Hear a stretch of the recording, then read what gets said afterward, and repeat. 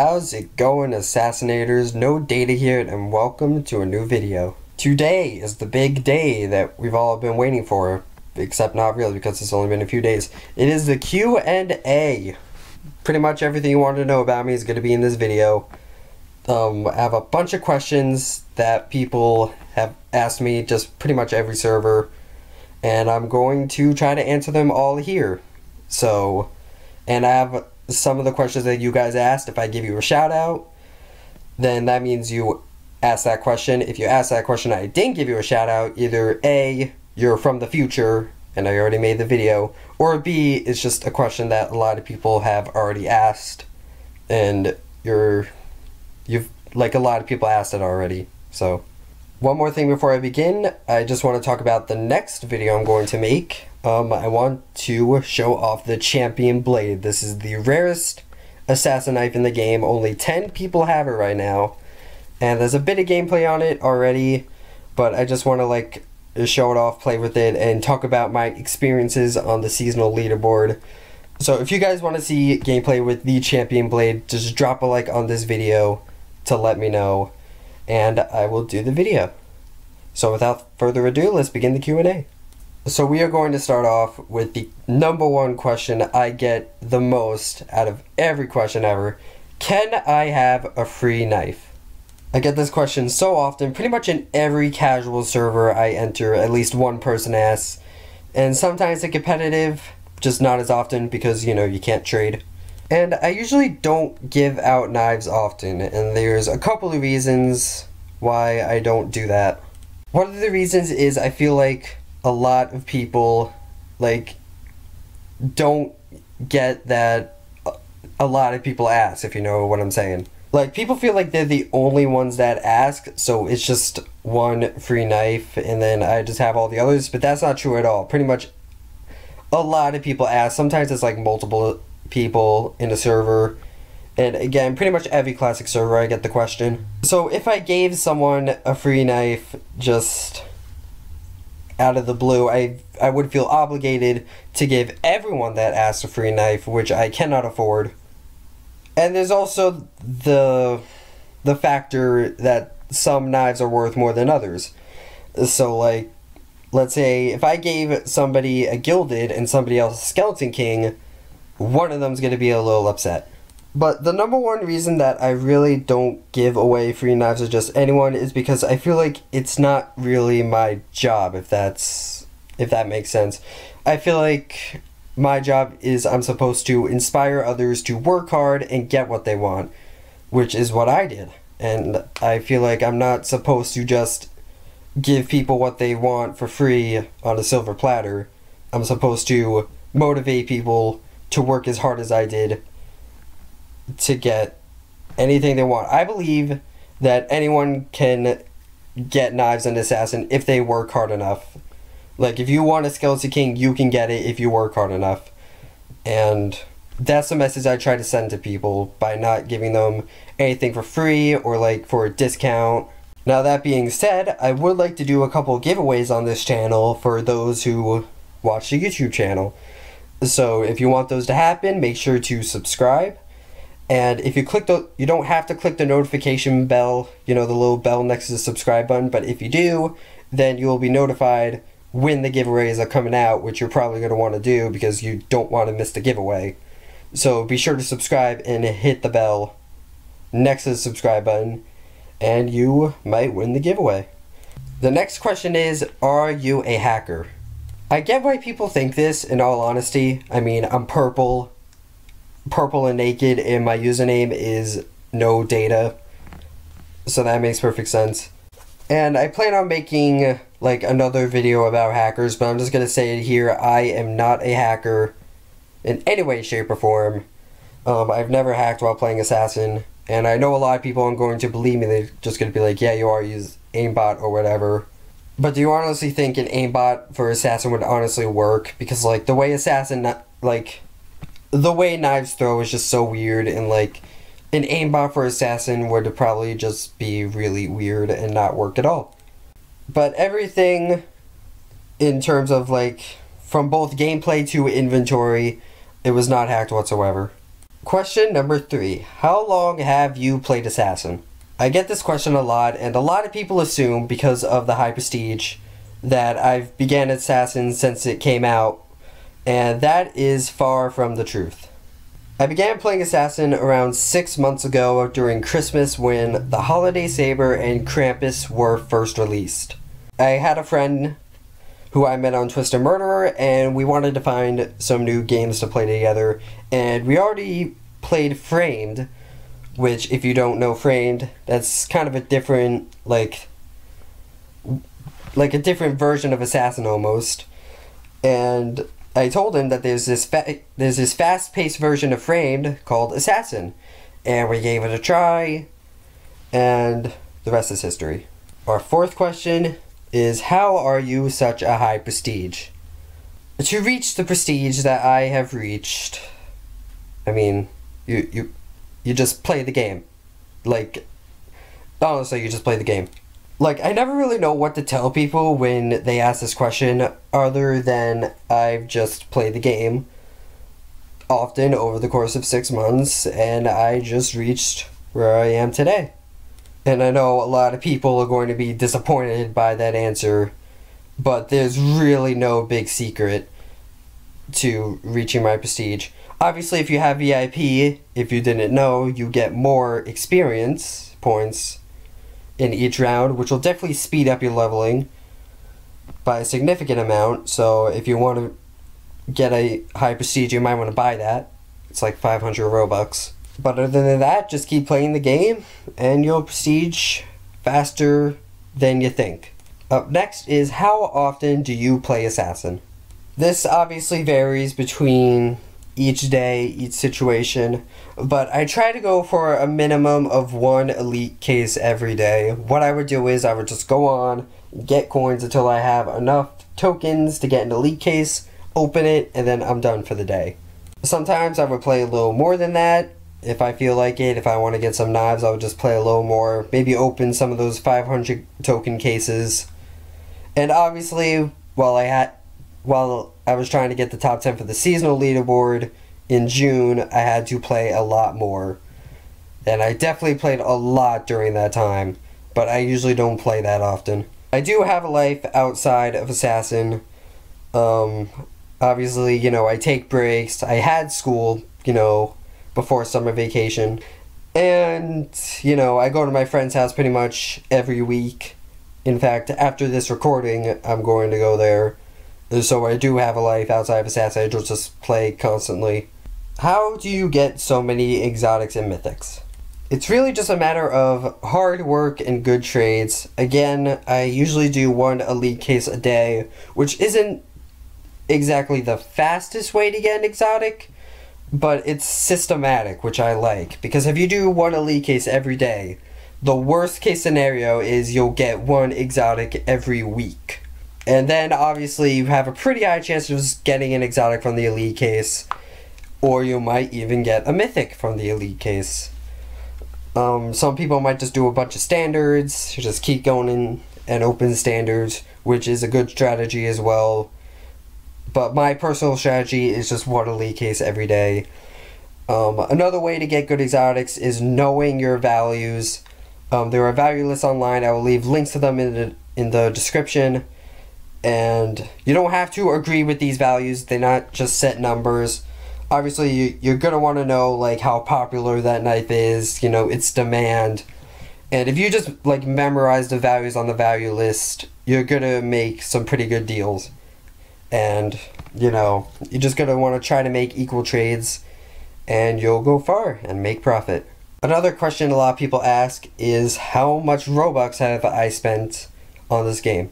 And honestly, aside from the VIP and the radio, I really haven't spent any Robux on tokens or anything. I might have once or twice and just got a legendary from the elite case, but I really haven't spent a lot. Most of my inventory is absolutely free with a lot of hard work, so I don't know if you actually call that free, but that's what I did. What is your favorite knife? My favorite exotic would definitely be Flame Mace. Without a doubt, it would be Flame Mace. It just has a really big hitbox. I just love it. and it just really gets the job done. It kills everyone, and I just love the way it looks, and it's great.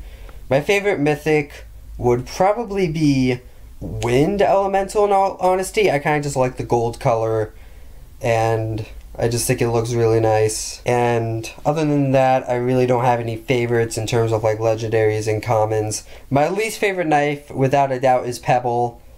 I think it looks like garbage. Can you teach me how to play as well as you do? I get this question very often, especially in competitive servers, and I never know what to tell people, in all honesty, because I just play the game, and you know, I just get a lot of kills. It just works really well for me. I don't really have any specific tips as to how to play effectively. Hopefully this gameplay will give you a basic idea on what I do, but I'm going to try to explain it the best I can right here, right now. So obviously I play in third person, as you see by this gameplay, and I rotate the camera a lot, as you see, and people probably ask, no data, how do you do that?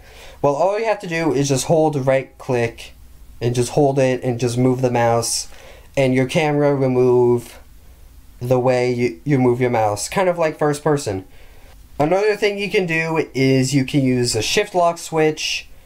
This is only in casual servers, disclaimer. This doesn't work in competitive because Prisman doesn't allow it. But you can do this in classic servers. So what you want to do is you want to hit escape, or the 3 bars that are like on the screen, and you're going to want to hit settings, and there's going to be an option for shift lock switch. You're just going to want to turn it on, and then if you hit shift, you'll have like this view, sort of. It's sort of like first person, but it's in third person. It's not really good for throwing, but it's really good for stabbing and maneuvering. So like if you're doing like a close combat stabbing battle, you might want to use a shift lock switch at times. It's really not that useful, but it might help you in a couple of rounds. But the best tip I have is you're really just going to want to predict your enemies. And predicting, because your knife doesn't really go at the speed of light, you really have to know where your enemy is going to go before you throw, you know, before they go to that area, and that will ensure that you actually hit your enemy. And predicting where your enemy is going to go, it's really just something you have to acquire as you play the game. You'll get used to like the basic play styles that some people play, some people, you know, some people play a certain way, and you know, some people camp, some people just run around the map, but you really just have to know what to do for each person. Which again is something you just acquire by playing the game. For example, like as you play the game, you will know where campers usually stay, so like you'll be able to react and be prepared for campers in certain spots, and you'll just be able to know what you're doing, and you'll just be able to kill people pretty quickly. And in terms of just raw aiming, like moving your mouse to aim the throw, again, that's really just something you have to predict where your enemy is, and you just have to move your mouse and just aim and fire. I really don't know what else to say about aiming. That's really just what you have to do. The device I use to play Assassin is a laptop with a wireless mouse. You don't want to use like the touchpad on a laptop. That's terrible. You really don't want to use that. And if you're on like a phone or something, it's pretty bad, in all honesty. Like I play like garbage on the phone, and I never played on an Xbox One, but I don't think that's as bad as the phone. But honestly, I play terribly on the phone. Like if you use mobile, you're probably gonna want a laptop or an Xbox or something. And that's really all the tips I have to play well on Assassin. The next question is, how old are you? I am 16 years old and turning 17 next month. And it is now raining, so I hope that doesn't mess up the audio at all. How do you get on the leaderboard? So there are two leaderboards on Assassin now, so some of you might not know what I'm talking about. I'm talking about the official Roblox leaderboard that pretty much every game has, and to view this leaderboard, what you're going to want to do is go to the Assassin page and click leaderboards, and you will see it. It has like 4 different columns: all day, all week, all month, and all time. And I have number 3 on all time. And the official Roblox leaderboard is measured by player points, which you get just as you play the game. You get it pretty much every round, and the more kills you get, the more player points you will receive at the end of the round. And that's how you get on that leaderboard, even though it's not exactly the most accurate representation of who's the best. I am number 3 on the leaderboard, and I believe that I am a higher prestige than number 2 on the leaderboard. And I believe this is because during older versions of Assassin, which I did not play, you got more player points. So that kind of gives you an advantage if you played back then. The number 1 person on the all-time leaderboard, however, is a higher prestige than me and does have more player points. Do you bet knives? I don't usually bet knives. Actually, I've never bet knives before in my life because I just feel like it would be a waste of time. Because you are so likely to just get scammed if you won anyway. So like if you lose, should you really give someone a knife? Because if you won, what if they just scammed you, you know? Not to mention, I feel like I'd play pretty poorly if there was a knife on the line. Like that would honestly just be a lot of pressure for me, and I feel like I'd play pretty badly. As a matter of fact, Blue and Pink Yum, if you don't remember, he was number 1 on the June seasonal leaderboard. He actually has his own way to bet, which is actually a lot better. So basically what he would do is, it's between 2 people, and each person would give 3 legendaries. And I don't know exactly how it works, but I believe they would do a round, and the winner would say a knife that you can craft using 6 legendaries. And then that would keep going for several rounds, you know, the next round whoever wins gets to say an exotic. And that would keep going until basically you've listed all of the exotics that you could craft with 6 legendaries. And then at the end, one person would craft the legendaries into an exotic, and whoever called that exotic would get the exotic. And that's how you would bet. It's a pretty good method because there's an actual luck aspect to betting and not just raw skill. I think skill, you know, would help you because if you keep winning, I guess you'd have a higher chance. But it's still luck-based. Up next is, do you play any other Roblox games? Sometimes. It's weird for me because despite having an endless amount of Roblox games to play, I seem to just play one all the time. About a year ago, I used to play Twisted Murder a lot, and I used to have a really high rank until that rank got hacked. That was a very depressing day. But yeah, every now and then you'll see me on a different game. And now we're going to get a little more specific with that question. Do you play Murder Mystery 2? I get this question a lot because it's a really similar economy with, you know, the knives and the guns. And Murder Mystery 2 is a good game. I see why people like it. It's got good gameplay, it's got good knives, you know, it has a lot going for it. But honestly, you know, I don't hate the game or anything, but just the Murder Mystery 2 economy really aggravates me. I don't really know what it is about it. I just feel like Assassin kind of does it right. You know, the better you play in each round, the more you get from it. The more tokens you get, if that makes sense.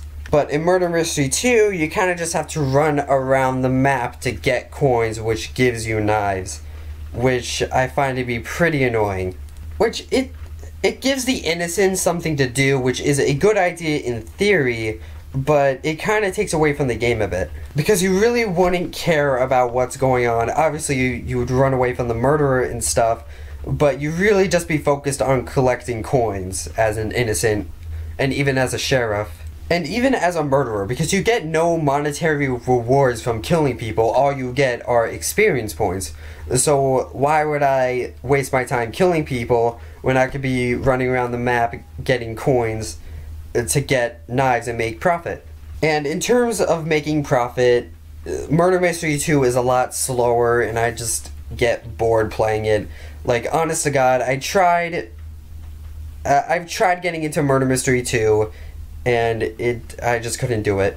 I bought the Dark Blade, or the Night Blade, I think they call it in Murder Mystery 2, and that's like my only godly. I think my best knife in Murder Mystery 2 would probably be Shadow, which is like a classic that I've had since the first game, and I really couldn't get into it otherwise.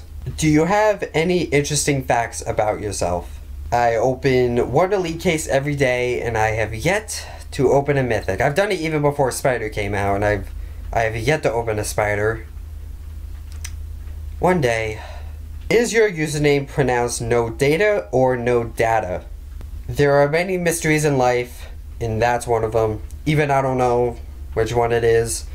Personally, I say both at times. Sometimes I say no data, sometimes I say no data. What happened to your data? I lost it. Samuel Colon asks, why are you purple?